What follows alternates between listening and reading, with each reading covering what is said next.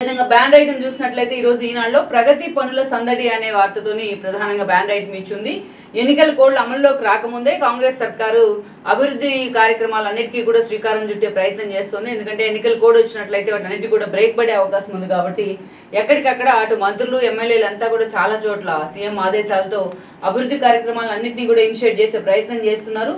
ఎన్నికల కోడ్ అమల్లోకి రాకముందే దానికి శ్రీకారం చుట్టారు అనే అంశాన్ని ఈ రోజు ఈనాడు హైలైట్ చేసింది.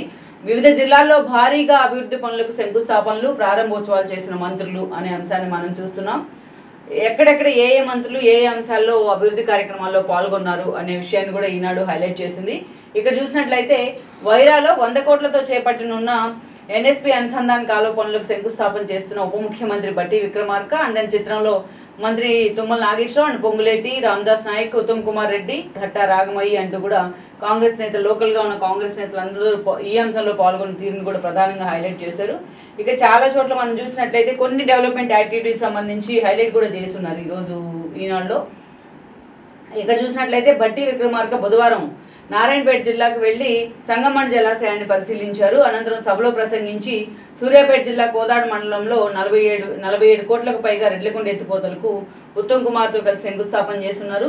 శాంతినగర్ లో 5 కోట్లతో ఎత్తిపోతల పథకాలు శంకుస్థాపన చేశారు. అక్కడి నుంచి మళ్ళా వాళ్ళు సుటిగాలి పర్యటనలాగా ఖమ్మం జిల్లాకు వెళ్లి మధిరకు వెళ్లి మధిరలో నిదానపురం రోడ్డు ఆత్కూరు రోడ్డు విస్తరణకు శంకుస్థాపన, అనంతరం మధిర జూనియర్ కళాశాల వద్ద అభివృద్ధి పనులకు శంకుస్థాపన చేశారంటూ కూడా ఎన్నికల కోడ్ రాకముందే అభివృద్ధి కార్యక్రమాల మీద రేవంత్ రెడ్డి సర్కార్ ఫోకస్ పెట్టింది. ఈ క్రమంలోనే యుద్ధ ప్రాతిపదికన కొన్ని అభివృద్ధి కార్యక్రమాలకు శంకుస్థాపన చేస్తున్నారు.